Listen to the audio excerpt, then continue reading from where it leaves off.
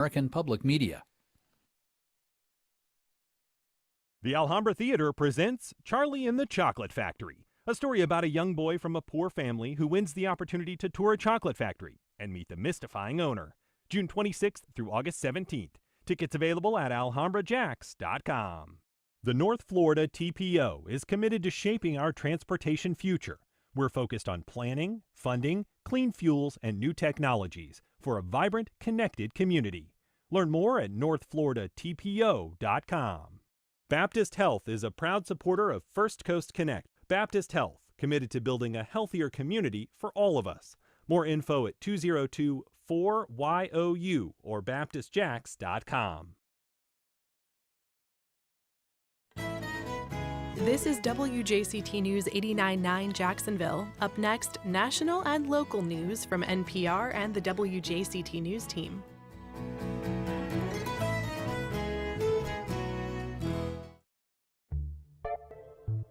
Good morning, I'm Ann Schindler. On today's First Coast Connect, a new champion for racial equity. We talked to the incoming CEO of 90 Forward about advocacy at a time of retraction. Then, a dig into local indigenous history looks at whether ancient sites could have connections to lunar or celestial rituals. We get an update from the archaeology students involved. And a murder on a train in a snowstorm. We'll tell you about a local staging of a classic Agatha Christie play. Join the conversation. Give us a call at 904-549-2937. You can also email firstcoastconnect@wjct.org or reach out on social media. It's all ahead this Washington, I'm Corva Coleman. An overnight curfew in Los Angeles has just expired. Mayor Karen Bass implemented it for 1 square mile of downtown L.A. This follows days of protests against federal immigration raids there. Some protests turned violent. Demonstrations against the Trump administration's immigration crackdown have spread from L.A. to multiple other cities. NPR's Giles Snyder has more. Protests have spread from Los Angeles to Seattle and from Boston to the Atlanta area, where protesters threw fireworks at police who used tear gas to break up a large demonstration. Thousands turned out in Chicago, and police in New York City made multiple arrests. On Saturday, large rallies are being planned nationwide to coincide with the military parade in the nation's capital on President Trump's birthday. NPR's Giles Snyder reporting. Secretary of State Marco Rubio is taking another step to dismantle the U.S. Agency for International Development. He's eliminating all of its overseas jobs. NPR's Michelle Kellerman reports the State Department is taking over what remains of the U.S. foreign assistance programs. The State Department is notifying embassies around the world that it plans to abolish USAID overseas positions by September 30th of this year. That affects thousands of jobs, including foreign service officers, contractors, and locally hired staff at USAID missions. In a diplomatic cable seen by NPR, the Secretary says that the department will take over functions that it considers to be aligned with Trump administration priorities. Secretary Rubio has repeatedly said he will keep most life-saving humanitarian programs, but Senate Democrats say he has gutted global health programs and food aid. Michelle Kellerman, NPR News, the State Department. There has been a second night of riots in parts of Northern Ireland. Authorities say 5 people have been arrested and more than 30 police officers have been injured. From London, NPR's Lauren Freya reports this began as a peaceful protest over an alleged sexual assault, but then turned violent. Hundreds of masked rioters threw Molotov cocktails, smashed windows, and set fire to cars. Police fired water cannon in response. It began Monday after 2 Romanian-speaking teens were arraigned in court for alleged sexual assault. Angry neighbors then began hunting for other Eastern Europeans or foreign-born people to attack. It was racist thuggery, pure and simply. Assistant Chief Constable Ryan Henderson spoke to reporters.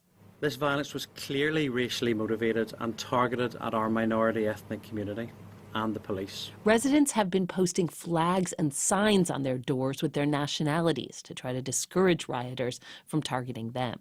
Lauren Freyer, NPR News, London. On Wall Street, in pre-market trading, Dow futures are higher. This is NPR.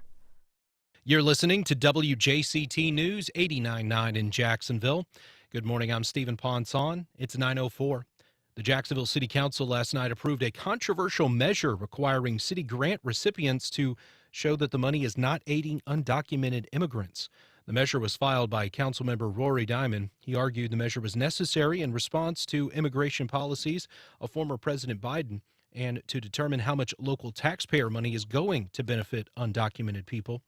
As the bill was debated, members carved out exemptions for some grant recipients, including all medical services provided at UF Health Jacksonville, children's services funded by the Kids Hope Alliance, services to victims of human trafficking and domestic violence. Cultural service grant recipients would be required to report only services they knowingly provide to undocumented immigrants. A spokesperson for Mayor Donna Deegan says that the mayor has concerns about the bill and she will be reviewing it and weighing all her options. The vote was 11 in favor and 7 against. Jaguars quarterback Trevor Lawrence showed up at yesterday's start of a 3-day mandatory minicamp wearing a protective sleeve on his throwing arm. He also wore the sleeve last week for the final practice of organized team activities, but head coach Liam Cohen says Lawrence has just a bit of general soreness. A sea breeze collision is expected to happen this afternoon, leading to showers and storms west of Highway 301. Some of that rain could drift back closer to the Atlantic coast. Highs will reach the low to mid-90s inland, upper 80s along the coast, and that rain will taper off after sunset with lows in the 70s. Support for NPR comes from NPR stations. Other contributors include Eric and Wendy Schmidt through the Schmidt Family Foundation, working toward a healthy, resilient, secure world for all. On the web at theschmidt.org. This is NPR. Support for First Coast Connect is provided in part by Baptist Health and North Florida TPO. Good morning. I'm Ann Schindler, and this is First Coast Connect. Today, a new leader tackles an increasingly verboten topic in Florida, racism. We talked to the new leader of Jacksonville's racial equity nonprofit about the challenge ahead. Later in the program, we catch up on an ongoing student-driven effort to uncover thousands of years of local indigenous history. But first, Dr. Audrieanna Burgin was recently named Chief Executive Officer of 90 Forward, and she takes the helm at a time of growing backlash to some of the group's foundational goals: diversity, equity, and inclusion.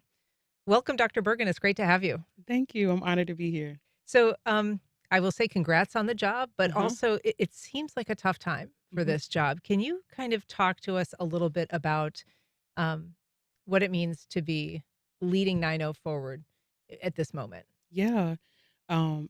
I am super excited and honored to be the new Chief Executive Officer of 90 Forward. I'm born and raised in Jacksonville my whole life. I love this city. I love the values that we stand on and the values that we're still building. I believe that adversity and challenges brings opportunity, and that's been the backbone of 90 Forward since inception. Even the creation of 90 Forward was a group of friends coming together to talk about issues and challenges, just like we're doing now. So to continue that legacy, take the helm from Dr. Kimberly Allen, who's a friend who I know is amazing and has been a supporter of mine. I feel honored and grateful to do that. Are there challenges ahead? Yeah, but we're gonna tackle those together. Let's talk a little bit about Dr. Allen. She's been on this program before, and she, kind of brought 90 Forward from its earliest days to its current moment, and through some challenges, the pandemic, the year of the protests for George Floyd's murder, and then kind of, into this period, which is a lot of people see as a real reaction to and backlash to some of the progress that was made on the front of diversity, equity, and inclusion. But she is, a mentor for a lot of people in this city. How did she talk to you about this handoff? How has she prepared you, and what did she tell you? What advice did she give you? Yeah, we had several private conversations. I'll give you some, not all. I will say that me and Dr. Kimberly Allen have been friends for a few years. I was leading some diversity, equity, inclusion stuff, and she was too. And I can't remember exactly how we got connected, but we bumped into each other and we locked in, supporting each other as leaders in this space.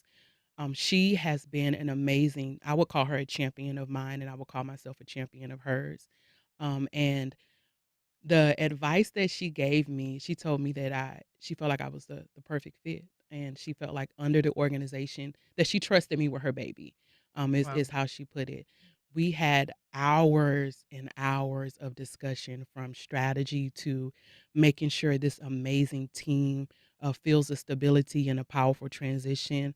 I would say this transition was a transition of love and mutual respect and honor, and just making sure we fortified the work, because the most important thing is the work. So from the board of directors to our volunteers to our amazing staff, everyone, it was a team effort.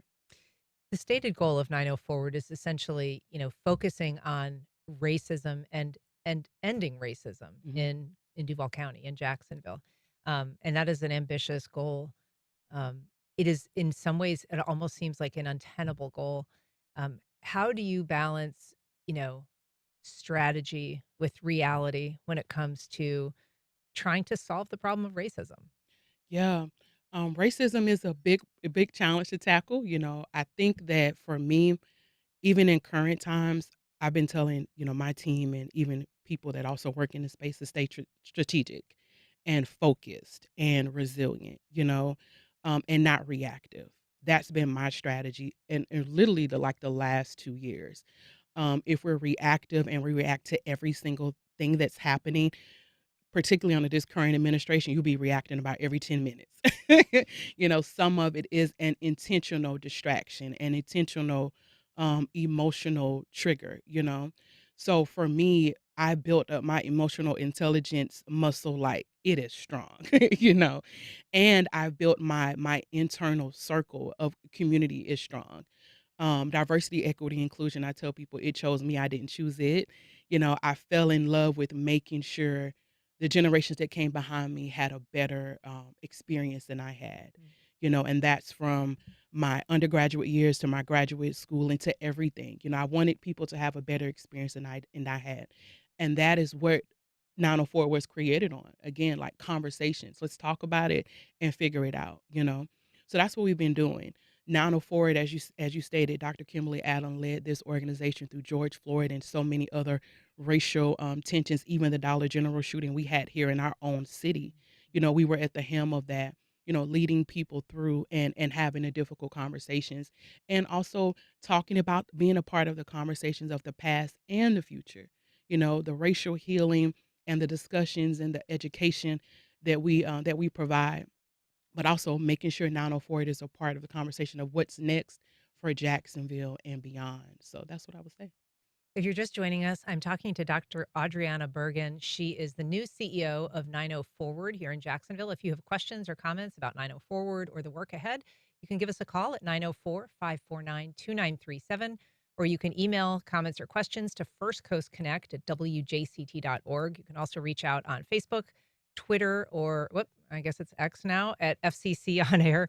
I want to ask you, Dr. Burgin, you talk about, wanting people to have a better experience than you did. And I wonder kind of like when you in your own personal life sort of came to the issue of racial equity, at what age that was, if there was some particular triggering or formative experience that kind of got you into that world. Yeah, that's a great question that I love. So I'm born and raised in Jacksonville. I went to Riverside High School. And Riverside High School at the time, this was 2005, 2007, so don't quote me, but it's probably about 95, 97% African American, right? And when I went to UNF, University of North Florida, and I started studying economics, I was the only black kid in a lot of my classes. So that was the first time I noticed, and it was a little bit of a culture shock for me, right? Being totally surrounded by my community. My parents were pastors, so I was totally immersed in the black community. We were serving others. I was, um, it felt good. So to go to University of North Florida and then have this stark experience of, I'm the only one, was the first time I was like, this is different. I was fortunate to have community. I was fortunate to be in my hometown. So I had support outside of that. But it was difficult for me to adjust. And only 1% of PhDs in economics go to black females. So that disparity has followed me my whole career. That led me to coming back to the University of North Florida and starting the diversity in business program that we led in the Cotton College of Business, again, from having conversations.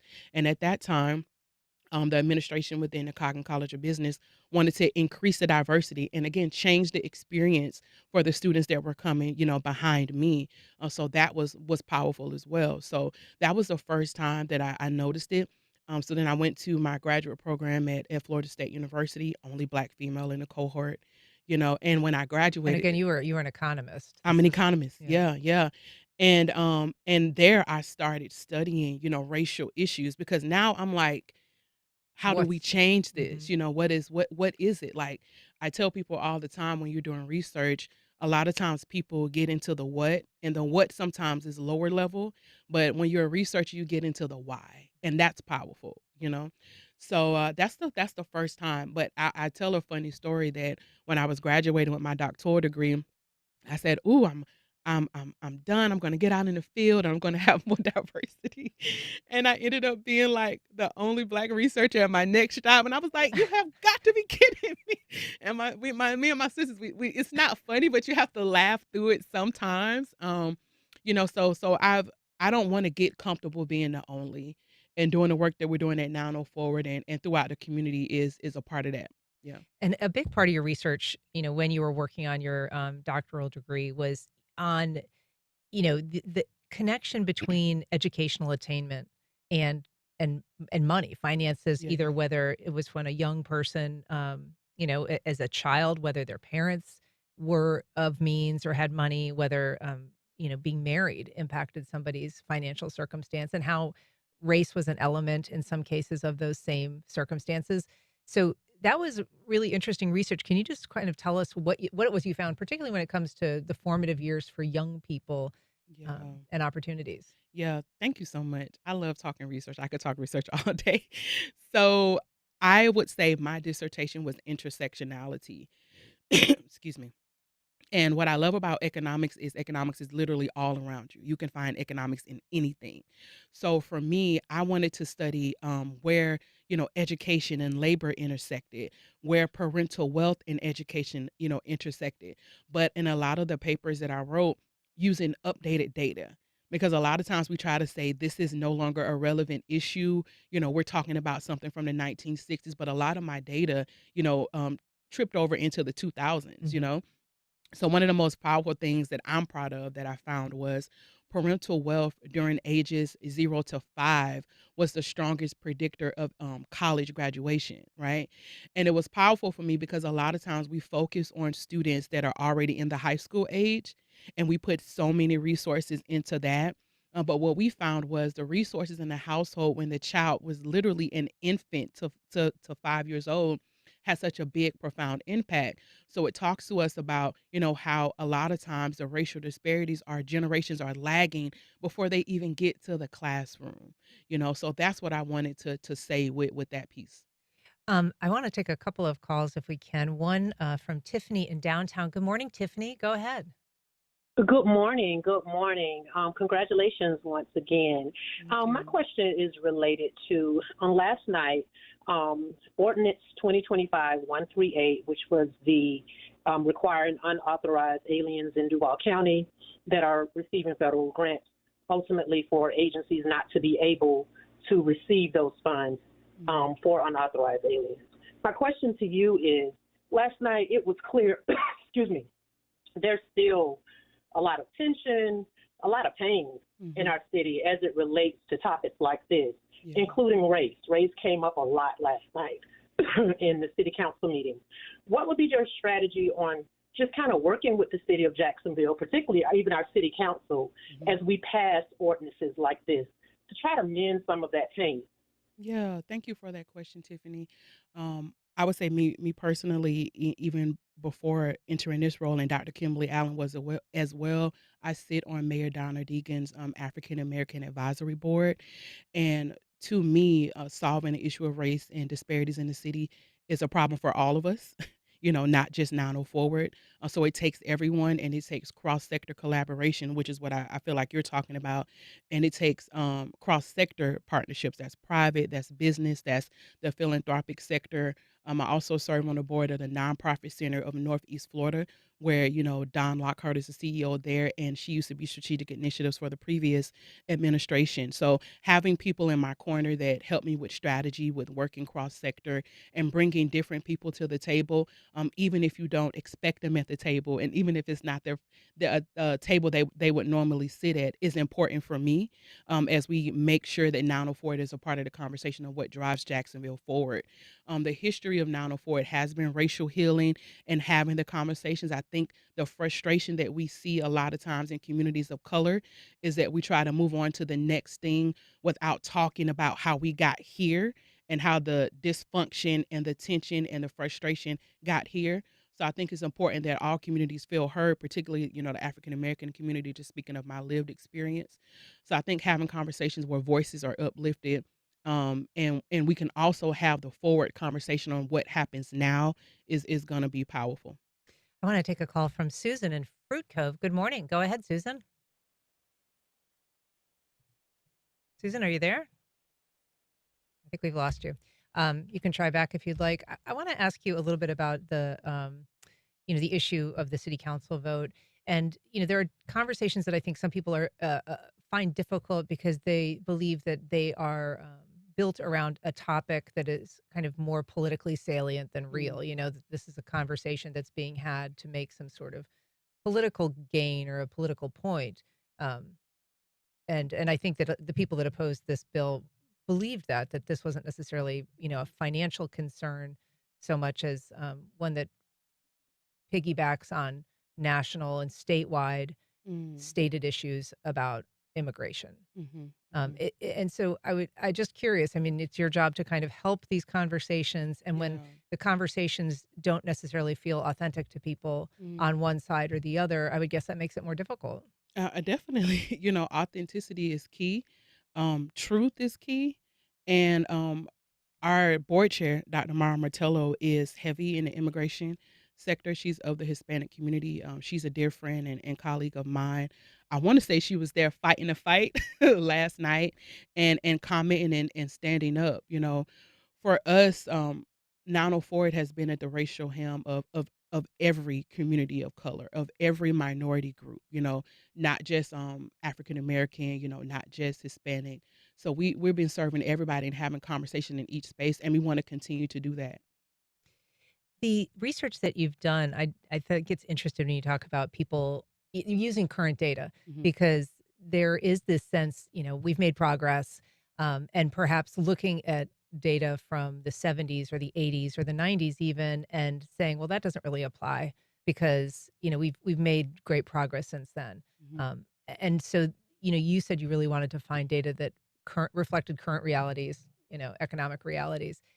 But that is, I think, also part of the conversation. I think that 90 Forward tries to, I think, inform whether we really are at an inflection point that is measurably different, Yeah. or if things are more similar than some people would like to think to kind of how they've always been. Yeah, and I got that question from someone else about what progress I feel like excuse me, we had made, and I think some progress has been made. I can't say no progress has been made, but I will say that certain persistent racial disparities still exist, and that is what that research wanted to speak to, because even what we're talking about now are policy implications, right? How does research show up in policy? How does the conversation and what the community wants show up in the laws and how we govern ourselves? And unfortunately, sometimes to have true change, we have to prove it. And one of the ways that we prove it is through data.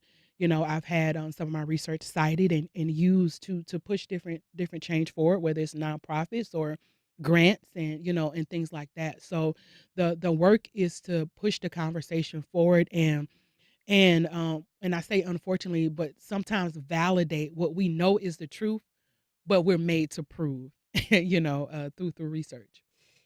One thing that you talk about, changing and progress being made. You went to Riverside High, which for many, many years wasn't called Riverside High. Yeah. It was named after a foundational member of the KKK. Mhm. And there were attempts to change it over the years that failed, because people thought that it was, integral piece of history. And that's a conversation that is always difficult in Jacksonville, it seems, particularly around issues, um, anything that has to do with kind of history slash heritage, um, is often seen as a counter narrative to conversations about, racial healing. Mhm. And I think that was a moment where the community lifted up their voice and asked for change. I remember a little bit of the process. I was around kind of finishing my doctoral degree, so I was back and forth between here and Tallahassee. I would like to say, don't quote me, but I want to say 90 Forward had some part in several changes, to the schools and was behind that. And I want to say Dr. Kimberly Allen was a part of those conversations and facilitating discussion. But and if I remember the process, it was lifting up the voices of the students, the staff, the community, and they lifted up their voice and change happened. So that is the type of progress. When we say has there been progress, there's a literal proof of that. What are some of the initiatives that 90 Forward, has been known for that you plan to continue? I mean, they've had this race card project. They've had this ongoing partnership with the Equal Justice Initiative, which is, kind of an effort to commemorate and remember lynchings that happened, Yeah. here, but around the country. Are those initiatives that you are going to continue? Do you have a plan to broaden or change some of those? Yeah, I would say yes and yes. So, race cars, we're actually in discussion right now how we reimagine that. And we should probably Um, explain what that is, because yeah, so it's literally there's an app, but it's literally a deck of cards that helps you have a race conversation, right? So we're like, how do we have these discussions? How do we reduce tension? We literally created a deck of cards, and just like you would any game where you're getting to know someone, it does it in a fun way, but in a way that's structured and it helps you have that discussion. So we're looking at what that looks like in a digital age because everybody's really digital right now. So we're super excited about that. More to come. This is just week 2 for me. right. So remember that. Our uh I'm sorry, what was the other one? You said Equal Initiative? Yeah, the Equal. Equal Justice Yeah, yeah, yeah. Initiative. Yeah. So we're still doing that. We have another one planned for August. I can't say much about it yet. But that project is really what introduced me to 904. I went to one of the soil ceremonies in either 22 or 2023. And can you And explain for people who don't know what the soil ceremony is, how that's done, the collection? yeah, yeah. So basically, there were lynchings that happened in Jacksonville, Florida, that were classified as other types of, murders or deaths. So 904 went back and had them classified as lynchings. And then they have a soil ceremony at the site that represents two things. One, the idea that that person's remains are there in some way, so they collect the soil, but it also represents a rebirth, of soil and what grows from even pain and trauma, which is the racial healing part that 904 stands on. So for me, it powerful. I mean, just powerful. Afterwards, I remember we had like a discussion about race and let people just open up and explain what they were feeling in the moment. It is an experience. So we're still working on that. We have another ceremony coming up in August, so stay tuned. I would say what I'm going to add. I'm an economist, so you're going to see an influx of, economic mobility, which is basically just opportunity, making sure everyone can thrive and making sure everyone has a seat at the table. I'm on economic development projects throughout the city of Jacksonville, so making sure even the conversations, the healing, and the work that we do is connected to tangible impact and measurable output that people can feel. So that's what I wanna do. The work that you did when you kind of came back to UNF, Mhm. you were the founding director of UNF's Diversity in Business program, and that's kind of a community of support for students of color. I'm curious if you can kind of tell us, what that work was, and well, let's start there. First of all, Yeah. what was the work that you Yeah, yeah. did? So remember I said that one of the first, experiences I had with understanding racial equity was when I got to UNF, and in my economics courses, I was the only black student in a lot of those classrooms. I never forgot that, right? So, when they found out I was in the city and and I was, finishing up my PhD, they called me to teach. And when I got there, they said, "We also have this program." UNF will get you like By the that. way, right? Yeah, yeah. We also have this program that we're trying to launch, where we really want to increase the diversity of the incoming students coming to the campus. We want to make sure the students here have support, and we want to focus on their post-secondary success, and early career transition. And I was like, I'm in. I am in. And I want to shout out Travis Williams, who's the current CEO of LiftJax. He helped us get the founding dollars for that. He was also just appointed. Yeah. So I was trying to tell people how special that was because we are actually real friends. Yeah. And he supported my candidacy for 904 very strongly. He's a well-respected voice in the city, so he helped us get some of the founding dollars from that. He helped us secure $50,000 from Kids Hope Alliance, and we did some work with them on helping students that were coming through their programming understand what the degrees were. Like, what does it mean to get this type of degree? Oh, interesting. So interesting projects like that. And then we had $700,000 from CSX that was secured for that program. So we were well funded. We were doing great work. The legislation changed that program. Now, That- tell us what it means for people who aren't following this as Yeah. closely as some. What's So, legislation are you referencing? Okay, I want to call it the right name. The laws passed by the DeSantis or administration that pretty much dismantled DEI at the higher ed level. That wiped out DEI across the state and several of the higher ed institutions. Even though we were privately funded, the attention, challenged the way we were able to do that work. So I want to say that program officially closed down last summer, last fall. Now, I don't know if a lot of people know. It's my understanding from the most recent laws, because they change all the time, that students are still able to create their own student-led organizations.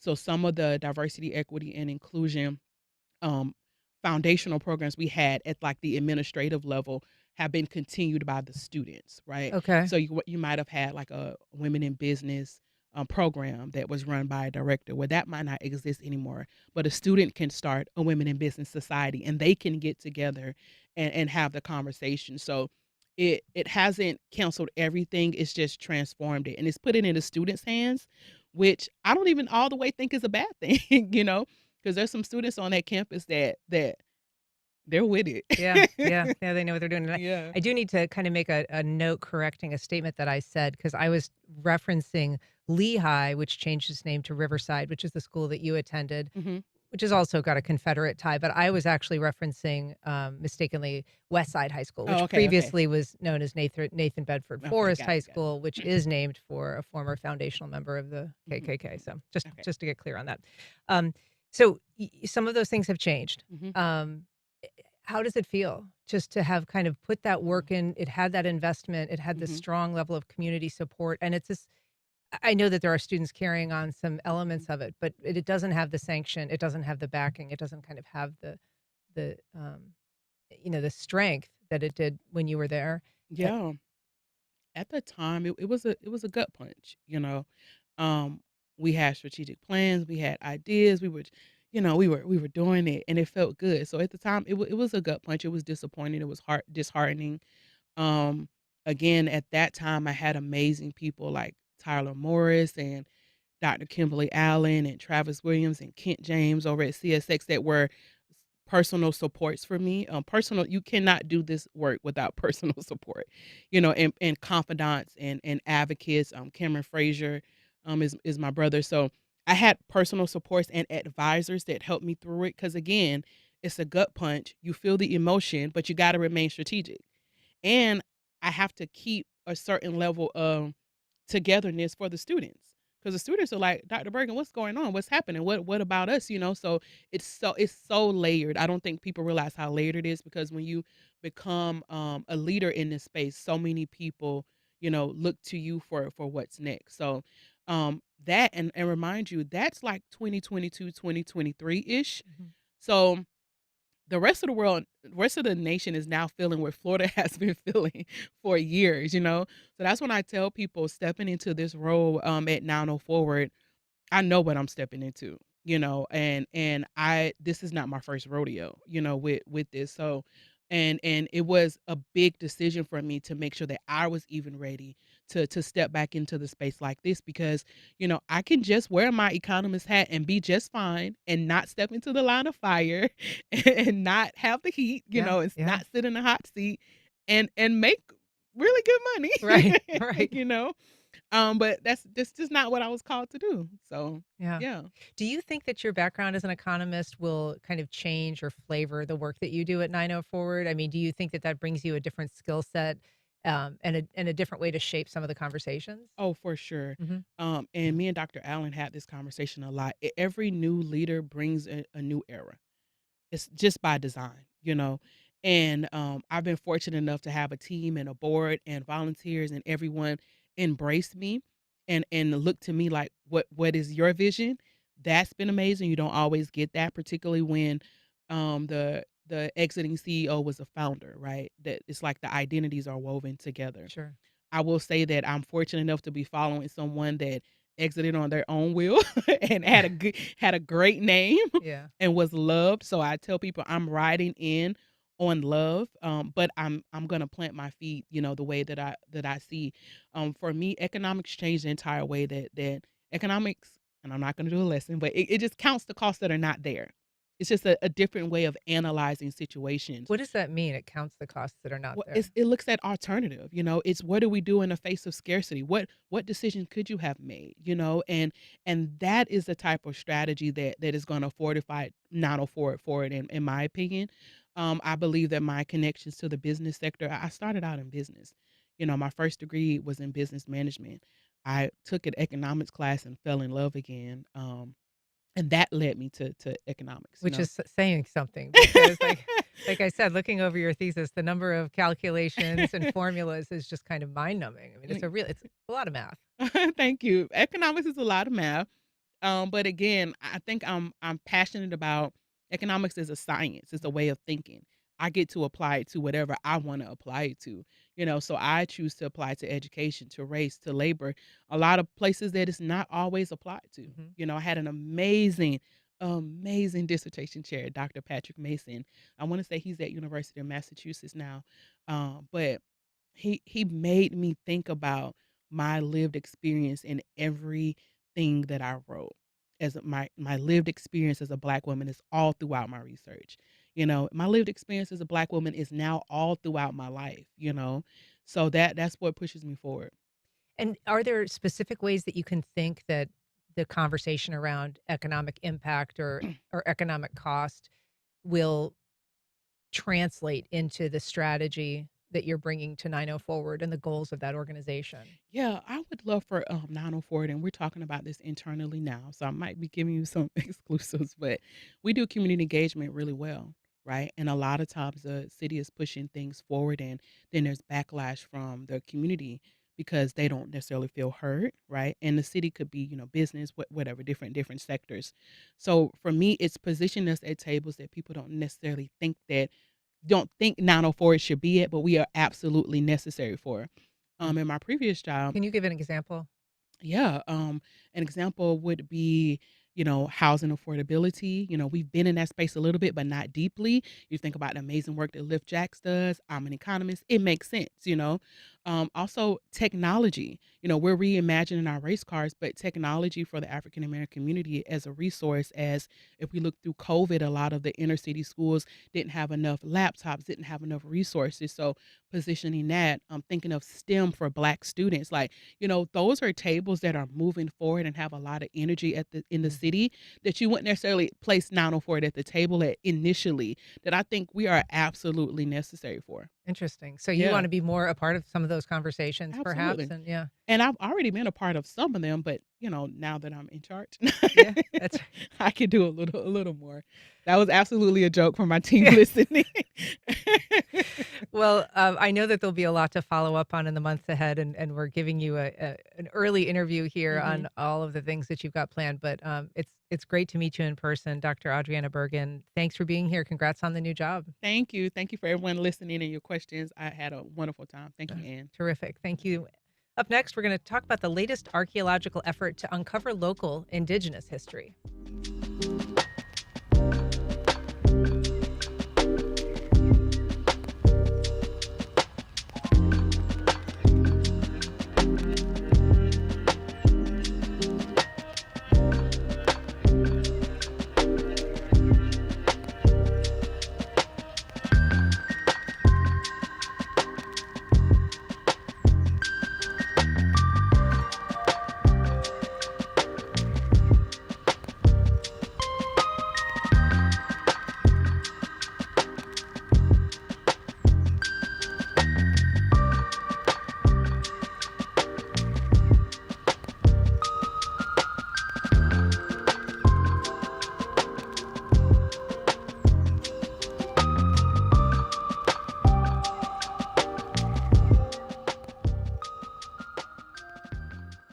Welcome back. Well, an effort to literally unearth the past is continuing this morning under the direction of the University of North Florida's Anthropology Lab at the Timucuan Ecological and Historic Preserve. Here to tell us more is lead researcher and grad student Victoria Hayes. Good morning, Victoria. Good morning. We're also joined by Chance Courtney Durrett. He is a UNF archaeology student, and a DIG participant. Good morning, Chance. Good morning. So, start if you would. I know that there's a lot going on out there this morning because there is kind of like a media event, and media are being welcomed to this site. But this is not a new dig. You guys have been out there for some weeks. Can you just tell us, Victoria, first of all, loosely where you're operating and what it is that you're doing out there? Yeah, so the site is located on National Park Service land. It's located on one of the islands within the Timucuan Ecological and Historic Preserve in Jacksonville, Florida. Mm-hmm. We started this project last year, was the first field school out there. And throughout the site, there's a bunch of mounded shell heaps and arcs and ridges. So we're doing the first academic archaeology out there, so large-scale excavating, and we're just trying to figure out where it dates to, who was living there, and what was happening there. So what we know right now is that it dated from the local St. John's II period, which is 940 to 1300 CE. And we're trying to see how that fits within the broader landscape of Jacksonville, Florida during that time, and how the site was utilized. And so UNF has done a number of digs and a number of sites in kind of the northeast part of the city, largely kind of in these coastal communities, these island communities, which is, also where this is located. But this dig is a little different because you're kind of going in with some new information that was gained through LIDAR. Mm-hmm. Can you kind of explain for people who don't know what LIDAR is, how that worked, and what information you got from that has kind of driven this additional interest? Yeah, so LIDAR stands for light detection and ranging, and how it's obtained is either through a drone or through a plane, and it shoots down these laser beams, and then the laser beams will reflect and shoot back up to the plane, and it gives an X, Y, and Z coordinate, so it gives the elevation and then the location of the point, and it'll shoot millions of points, and then you can generate that into a topographic map, essentially. Mm-hmm. So we were reviewing the LIDAR within the area on the island that we're working at, and we noticed all of these formations that were very visibly mounded and elevated above the rest of the landscape. So we went out there to do just like a ground walking survey, and then we noticed that there's just massive shell heaps at this site that were very clearly anthropogenic and very purposeful. And so that would be distinct, Chance, from some of the other sites. We're familiar, I think, generally with the idea of a shell midden, which is kind of like a repository that, indigenous people left behind, which could have been almost like a dump, right? It would have been like oyster shells and some broken pottery and things like that. What difference does it make, the idea that this is something that was possibly deliberately created? What significance does that have when you're working on a site like that as somebody who's interested in anthropology? It makes us try and look deeper into seeing if it is deliberate and why that might be. Yeah. Yeah. And so what tools are you using in your excavation and your research out there?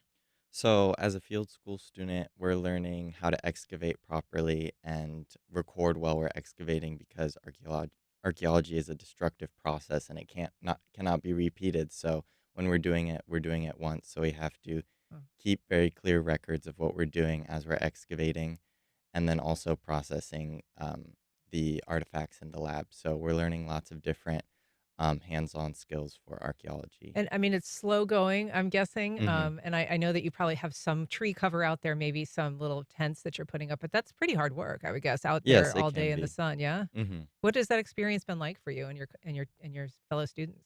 It's been really great.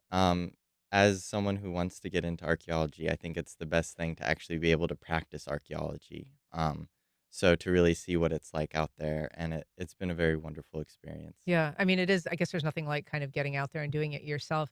But Victoria, when you talk about this being a potentially, deliberate creation of an earlier civilization, there are some sites that people might be familiar with, like the Poverty Point in Louisiana, which is kind of these concentric circles that are built into the earth, or the mounds in Ohio that are in shapes of actual things. So what are the possibilities here? I mean, if this turns out to be kind of a deliberate construction and not just an accidental heaping of materials, what could it symbolize? What could it mean? So I think what's interesting is that we have kind of a dichotomy of what it's either a garbage dump or it's ritual, but it could be both. I think that that's a kind of a Western dichotomy that we're imposing onto it. I think it could very well be ritualization of the mundane. Mm-hmm. I think if they were gathering the oysters along the marsh, there's no reason for them to bring those all the way inland. So I think they're very purposeful for some reason. Because these are inland relative to Mhm. the There's water line. there's one along the marsh that's almost 200 meters in length, but there's also a bunch inland that parallel each other that are similar in shape and form and height, and they look very deliberate in how they're structured. So what I'm looking at is I'm starting to look at archaeoastronomy, and I'm seeing if any of these are aligned with any solstice events or any star alignments or any sort of astronomical events out there. I think that the moon phases would be really important to them because of the tides, and that would determine the best time to collect oysters, which is primarily what they were eating. And so, I mean, you're, in the field of archaeology. Does this get you just really far afield and having to learn about this whole other science, things like astronomy, celestial patterns, lunar and tidal patterns? Yeah, I think the one great thing about archaeology is it's very transdisciplinary. Mm. So you go into archaeology, but you can also get into geology if you're analyzing pottery at like a micro scale, and you can get into astronomy and astrology and all of this other stuff, Yeah. and physics and chemistry. And so this dig that you're working on, Chance, does it change for you knowing that it could be something, I guess, I mean, at least of lay people would consider it of kind of greater consequence if it was something that was not just a happenstance of shell and debris, but actually something that was created with some figure in mind or some observance in mind? If that is the case, it just definitely would make me think to be respectful and know the importance of this. And that's why to just do your best and just be very respectful of this and understand the importance of it. That's if interesting. that I is the haven't case. really thought about, kind of how one might behave at a site where you're doing Hmm. an archaeological dig because there's just a lot of physical labor involved. Yeah. There's a lot of equipment involved. Is that something that you talk about in class or with other students about, just kind of what this site may have meant to someone? Yeah, that is something that definitely should be understood and thought about. Yeah. Um, for you, Victoria, knowing that this could be one thing, it might turn out to be something else entirely. I mean, this is sort of like the topic of your thesis, right? That you're Yes. working on. Yes. So is it hard to approach it without some sense of expectation or hope that it kind of turns out one way or the other? How do you manage that as a scientist and as a student? Yeah, so we have to be very aware of our own biases and try to avoid those as much as possible. One direction that archaeology is currently moving in, and the University of North Florida and the NPS has been a huge part of this as well, is moving to collaborate with indigenous nations and indigenous peoples. So I think that that helps with our biases, is to run things through them as well, to see their own perspective, get their personal perspectives and opinions on it. Mm-hmm. So all of our research designs have not only been approved by NPS, but it's also been approved by the Seminole Nation of Florida. So I think that their opinions on things will also greatly influence how we perceive certain things as well. I think the indigenous voices are very, very important when you're studying indigenous history. Yeah, I mean, and that's a very responsible answer. And I guess I'm just sort of like wondering, though, will you be kind of bummed out if it isn't, something that reflects a larger intent as opposed to just, something that doesn't? I think that it would be interesting regardless, because this site is unlike any of the other sites in the area that date to the same time period.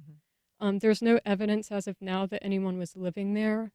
So right now our running theory was that it was a gathering place for the local communities, and it's some form of community cohesion where they were mass collecting and mass processing all of these shellfish. It's fascinating. I look forward to getting an update. How long does this continue out there?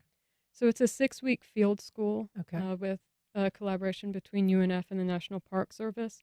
We're on week 5 right now, so next week we'll mostly be mapping and wrapping up excavating. All right. Well, it sounds great. Chance, Courtney Durrett, Victoria Hayes, good luck out there. Thanks so much for coming on today. Thank you so much. Thank you. All right.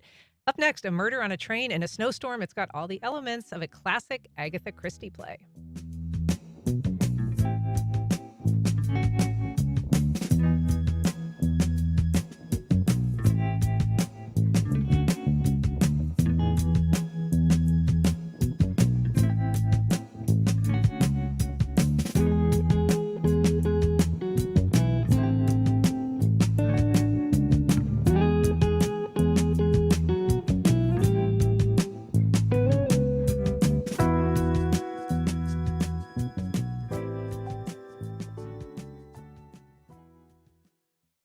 Life South Community Blood Centers, providing blood and patient services to the local hospitals, serving patients in this community.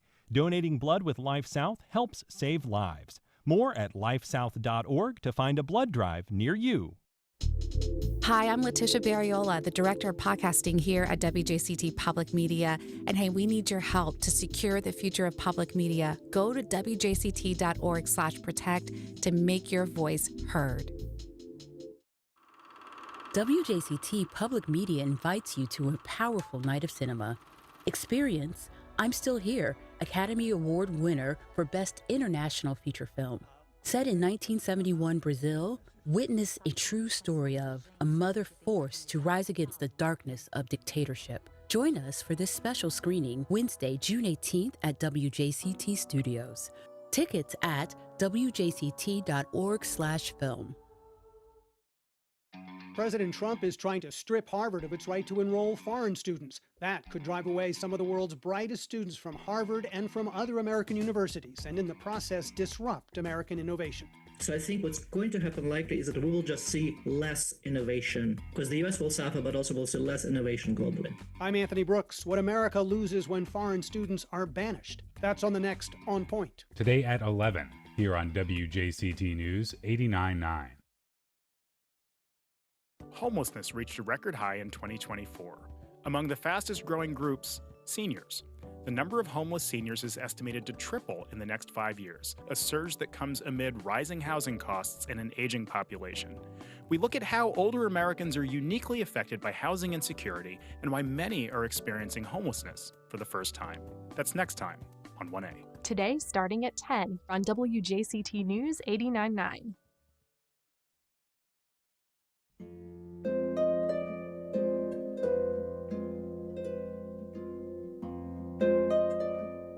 Welcome back. Well, she's the master of the whodunit, and it's probably her most famous work. Now, a new production of Murder on the Orient Express arrives right on time at the Amelia Community Theater. Here to unpack the mystery of the production is Joe Zaccaro. He plays the classic Agatha Christie detective Hercule Poirot. Good morning, Joe. Good morning, Ann. We're also joined by our own WJCT's Carlos Semide, who plays Constantin Bouc. Am I saying that right? Constantin Bouc. Oui. Constantin Bouc. Bonjour, Carlos. Thanks for being here. We're also joined by Callie Ann Maggart. She's the actor playing Countess Andrani. Andrani, yes. Andrani. And the show's director, Daniel Starling. Good morning, Daniel. Good morning. Nice to see you. So this is probably Agatha Christie's most famous work. It's almost 100 years old, published in 1934. But it is a beloved play. So I guess I would just off the top say, Daniel, what is it like tackling a play that's kind of this well known and also this beloved?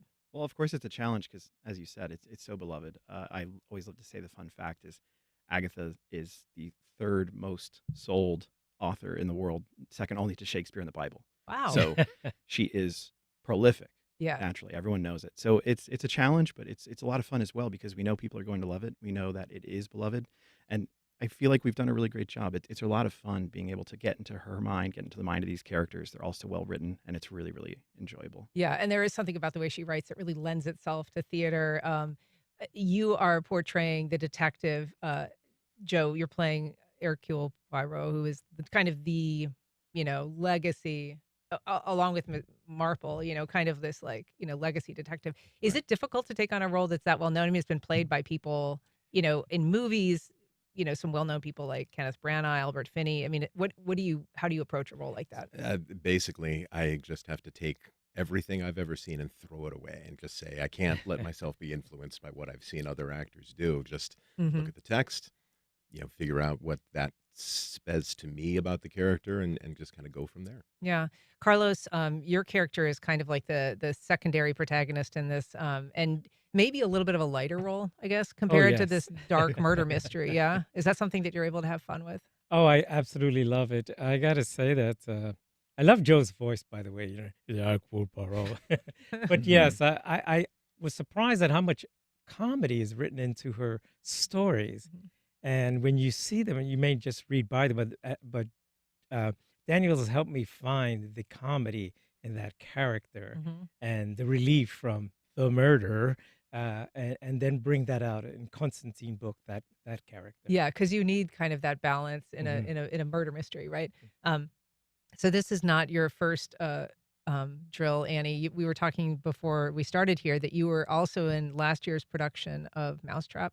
The Yes, Mousetrap, yes, I was. which is another Christie classic. So, what is it like performing in this versus that one? I mean, is it very? These are both snowstorm. Has the people trapped? There's a murder. There's some Yes. similarities. There's some similarities, but Agatha Christie, man, just each story is so she makes it so different. It doesn't matter how many similarities there are. That's part of her draw and just her sheer talent. So it's different in a lot of ways as well. Yeah, I think one of the fun things about her is that she doesn't spend a lot of time, Daniel, with plot and teasing out details, and I think that's why she translates so well to the stage, right? Her novels are very dramatic, and Yes. and they just kind of they get right to the essence. That's what the play is Absolutely. language. Absolutely. is on. Yeah. Of course, you have your classic twists.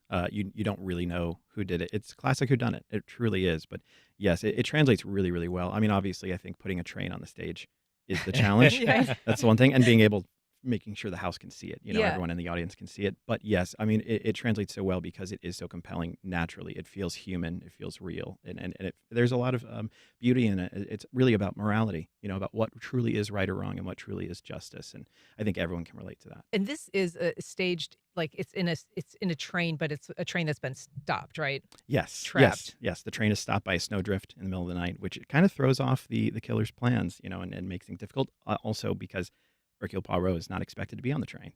You just No. happen to commit a murder with the world's greatest detective in a train with you. Such bad luck. Last minute addition Yeah. to the roster. And so, how do you approach being the center of this production?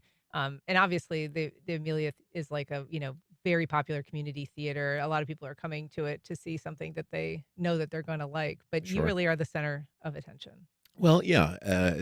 I mean, I'm the investigator. I'm kind of the audience's guide into kind of unpacking the murder. So, you kind of embrace that role. But one of the great things about this production, about any Christie story, really, is that it's always packed with lots of unforgettable characters. And Mhm. part of the, I hesitate to say formula, but the commonality of Christie is that it's usually somebody interacting with many, many different personalities, trying to tease out the truth Yeah. by talking to them. And this is no different. And we've got a wonderful range of characters for me to play Right, off like of. the Countess. I Mhm. mean, so talk about playing a Countess. That's got to be its own kind of fun Oh challenge. man, I auditioned for this role because it was such a challenge for me.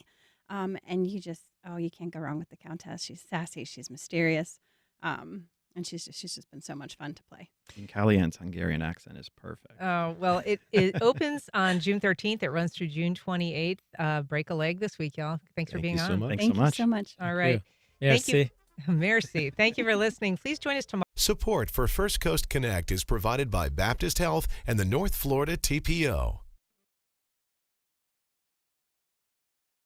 Baptist Health is a proud supporter of First Coast Connect. Baptist Health, committed to building a healthier community for all of us. More info at 202-4YOU or baptistjacks.com. The North Florida TPO is dedicated to transportation planning, funding, clean fuels, and new technologies for a vibrant, resilient, and connected region. More information available at northfloridatpo.com. Congaree Pen, dedicated to agriculture and culinary endeavors, offering field-to-fork dining and outdoor experiences on over 300 acres. Sip, dine, explore. Information at congareeandpen.com.